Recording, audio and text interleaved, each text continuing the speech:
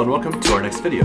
In this lesson, we're going to get our repository that we created locally into GitHub. Now this is what you'll do if you have an existing project and you created a repository in the folder of that existing project and it's not currently tracking anything, or if you've created a new repository as we did previously and created a repo there, but you don't have any remote tracking. So if you did the git remote -double victor or just git remote -victor, you see nothing's there, right? So either command works just fine to show that there's nothing there. So you know that you're not tracking anything. Now, again, this could be a new project or an existing project. In this case, it's kind of a new project that we're moving files into. So you could extrapolate that into, I've got an existing code and I'm moving those files from the existing code into this repository folder. Or another scenario is you could actually just create that repo inside of the folder with your existing code if there wasn't one there already.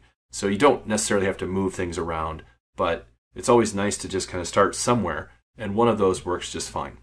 So what you need to do then is go to GitHub and create a new repo. So this is going to be for our movie listings web. So we're going to make a repository called movie listings web. We're going to match it exactly so that we don't have any confusion as to what this is for.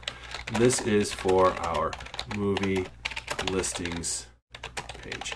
So I'm going to go ahead and leave this one public. I may turn this on later for a GitHub page or something that I could actually show.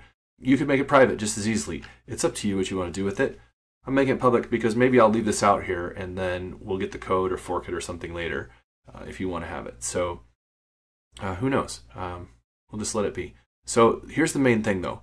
When I'm creating a repository GitHub for an existing repository that's on my local, if there's files in it that are already been committed, if it has any commits, which it likely does, you don't want to add any of this stuff. If you add a README, add a git ignore, or choose a license, and you do that at GitHub, it will create an initial commit. And that initial commit will have a direct conflict with the code that you already have with its initial commit. So you'll have to merge all that together. So it's just easier in this case to leave all of those alone. So you create the repository, and essentially there's nothing in it. Now here's the really cool thing. At GitHub, they tell you exactly what you need to do. So you need to do an init, you need to add your README, you need to commit it, and then this is just renaming the branch from whatever it is to main. So if you were still master, it would rename it to main. So you'll note that we've already done in a previous video, and when we created the repo, we did the git init, we did the git add README, the git commit -m first commit, or first initial repo commit. So the only thing we really have left are these last three commands. So that also is the same down here. For pushing an existing repository from the command line, note that we just add the remote. We rename the branch if you hadn't already, and it won't hurt anything if you run this command. Even if it's already named main, it'll just leave it main. And we push it with this -u origin main. So I want to tell you that you could literally just copy this and run this code. But to make this easier and see a couple of other things for demonstration purposes, I'm only going to grab the first part. So I'm going to go to my local here, and I'm inside of my repository. If I do a git log --1 line, you see that I have that one commit. If I do a git status, you see that I have no changes. So that's a good place to be. So I'm going to say git remote. Well, I have the whole command. So I'm just going to paste it in. Git remote add origin. Now note that origin here is simply a variable name, but everybody uses that. So don't change it unless you have reasons to do so. And once we do that, if we do our git remote -double victor, you'll see now that we have origin. Again, that's just the variable name, origin, that we added. And it maps directly to our repository. So the next command was to rename the branch, which was just git branch -m and then main. So that's not going to do anything on ours because it was already named main. But if you had master there, it would set it to main. And I'm going to clear this really quickly because the next part's most important. You may think I can just push it. So I said git push. You'll see an error. The error says git push --set -upstream origin main. So what this is doing is telling it that we don't currently have an upstream branch. We need to push it and set the remote as upstream. And that's what this --set -upstream is doing.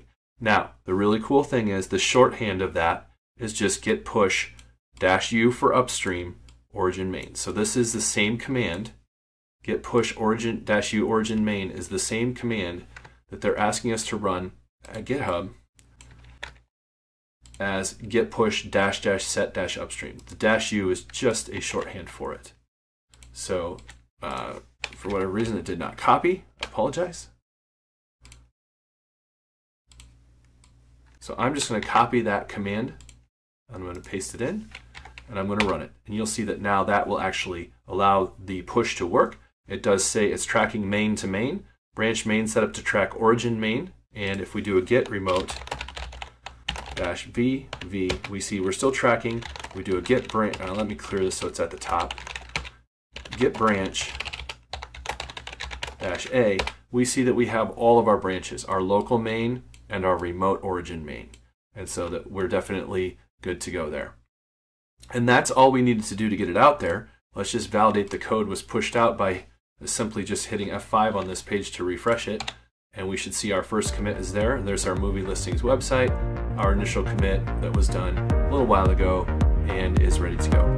And that is all we need to do to set our local repository to remote upstream and get the code from local out into GitHub. Thank you very much. We'll see you next time.